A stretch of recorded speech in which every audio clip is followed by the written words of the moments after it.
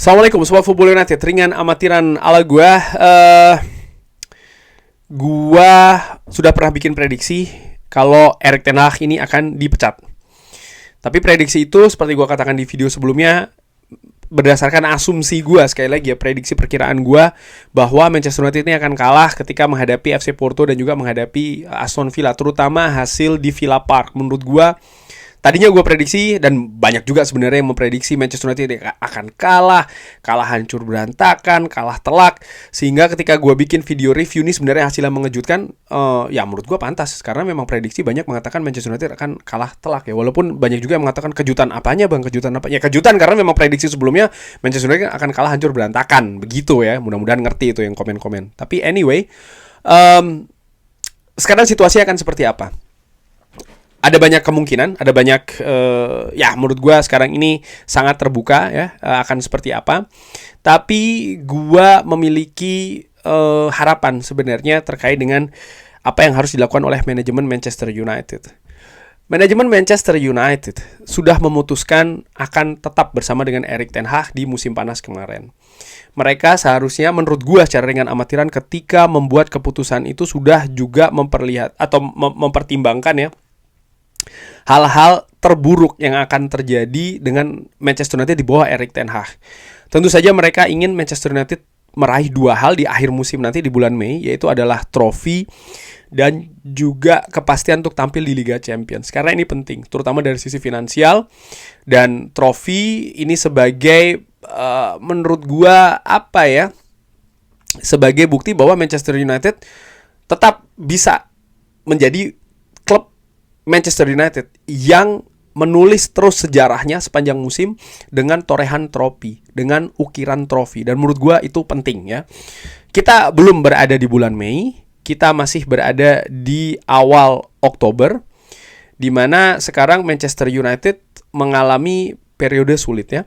Bagaimana ya Manchester United 7 pertandingan awal meraih poin yang paling rendah ya sepanjang sejarah Manchester United.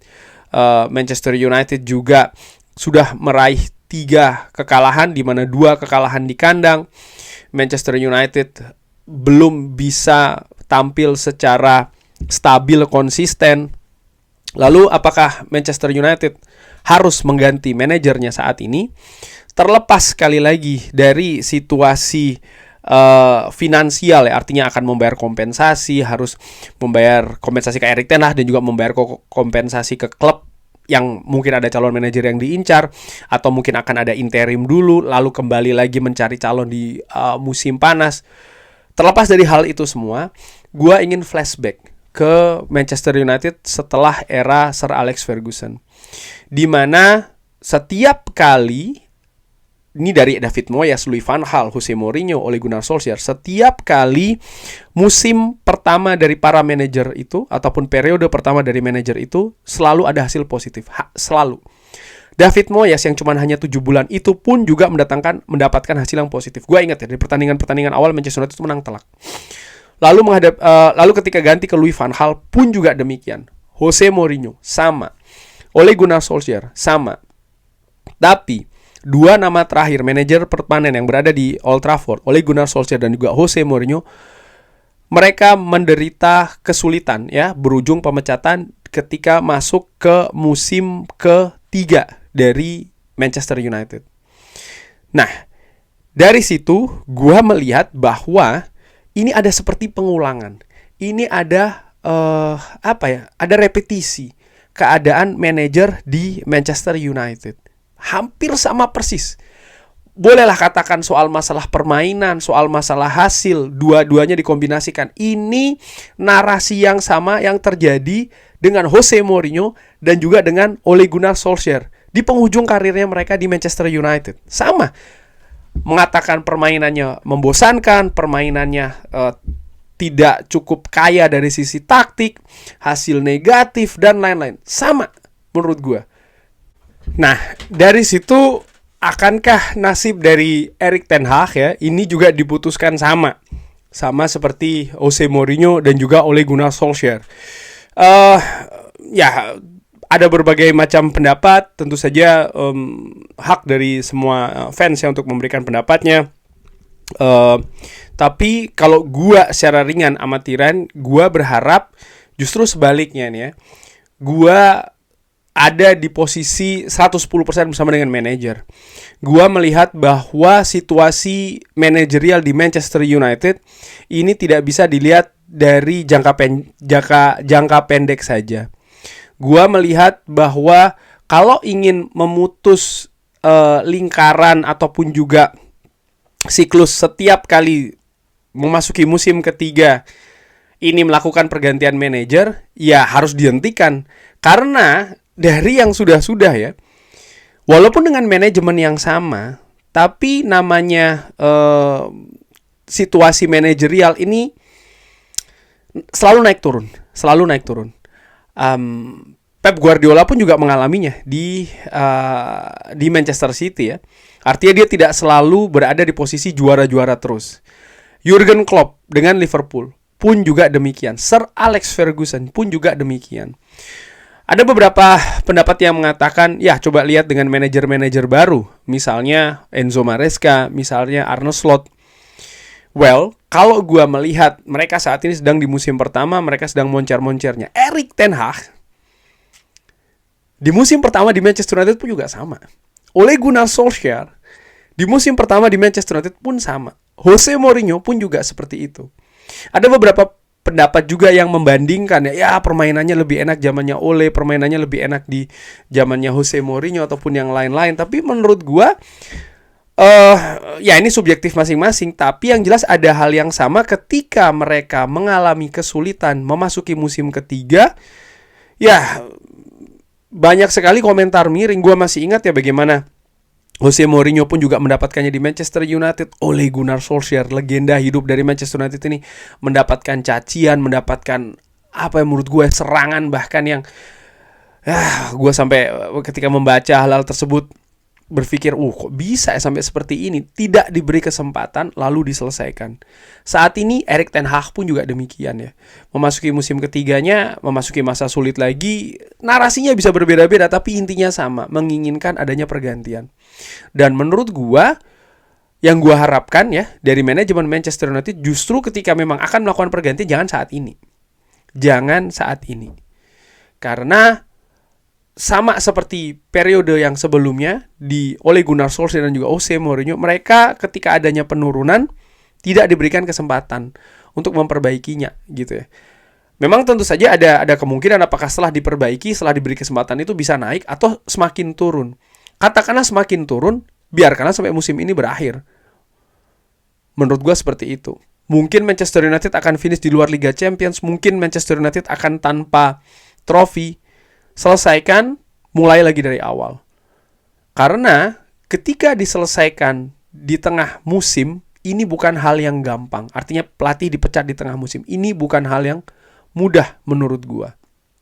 Manchester United ya, dengan Jose Mourinho dipecat di tengah jalan. Ole Gunnar Solskjaer datang.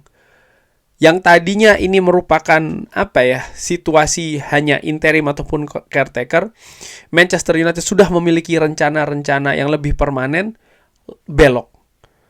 Akhirnya Ole Gunnar Solskjaer dipermanenkan. Hasil yang bagus sebenarnya. Tapi setelahnya mereka juga melakukan hal yang sama juga nih, memecat di tengah musim. Dan dari situ mereka berusaha untuk tidak mengulangi dengan yang sebelumnya ya. Artinya ada perubahan terkait dengan yang tadinya interim lalu jadikan permanen. Mereka ingin lebih jangka menengah, which is sebenarnya bagus. Tapi ya ada hal yang mereka harus korbankan dalam tanda kutip, yaitu adalah setengah musim terakhir bersama dengan Ralf Rangnick. Menurut gua ya situasi tambah simpang siur, para pemain tidak pasti ya kan, karena ketika para pemain ini mendapatkan kontrak baru atau sedang dalam proses kontrak baru atau sedang dalam rencana apakah akan stay di Manchester United atau tidak, mereka juga melihat nih siapa manajernya. Yang pada saat itu ya segalanya harus terhenti dulu. Mereka butuh tahu siapa yang akan menangani Manchester United. Pun juga banyak hal di klub dengan manajer caretaker ataupun interim ya dalam keadaan tidak pasti gitu ya. Dan kali ini pun juga seperti itu menurut gue. Oleh karena itulah gue berharap sih manajemen Manchester United mereka membiarkan dalam tanda kutip ya. Mungkin ini banyak pendapat yang tidak sepakat atau lain-lain. Ya menurut gue nggak masalah sih, karena kan mungkin tidak tahan ya akan Manchester United itu dibully timnya kan, kalah-kalah mungkin di grup WhatsApp, di apa, di sosial media dan lain-lain. Tapi menurut gue ya memang inilah Manchester United. Ada narasi-narasi yang mengatakan bahwa ya masa tim sebesar Manchester United begini dan begitu.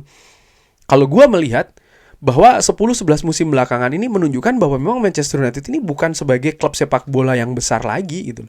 Lebih ke klub komersial. Dan ini membuat apa ya? Akhirnya banyak fans yang melihat sepertinya Manchester United ini masih seperti klub besar, bahwasanya enggak sih menurut gue dengan apa yang mereka lakukan ya. Bagaimana cara mereka menunjuk manajer, bagaimana mereka menunjuk atau mendatangkan para pemain dan segala macam. Ini bukan hanya misalnya membeli pemain, itu kan membentuk market, harga tinggi dan segala macam ya. Ada banyak juga hal yang membentuk fans juga gitu loh. Fans jadinya ingin hal-hal yang menurut gue lebih bersifat instan ya, dengan pergerakan-pergerakan apa yang dilakukan oleh manajemen sebelumnya, dengan ya 2 musim sekali pecat.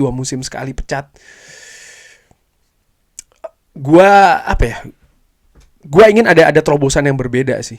Sekalipun juga tentu saja semua hal yang diambil keputusan oleh manajemen ya, ini pastinya akan ada konsekuensi, akan ada keuntungan dan juga ada resiko dari hal tersebut. Tapi gue secara ringan amatiran gue ingin melihat sesuatu yang berbeda justru diambil oleh manajemen Manchester United yang baru kali ini ya, terkait dengan situasi Erik ten Hag. Ini sebenarnya apa ya, luar biasa begitu ya, di 3 manajer yang berbeda halnya bisa sama loh, hampir sama persis ya kejadiannya. Jose Mourinho, Ole Gunnar Solskjaer, dan sekarang Erik ten Hag. Kurang lebih seperti itu ya, secara ringan amatiran. Bagaimana menurut Sobat Football nanti? Seperti biasa silahkan drop di kolom komen. Terima kasih sudah menyaksikan. Jangan lupa like, sholat, dan juga subscribe. Wassalamualaikum warahmatullahi wabarakatuh. Thank you.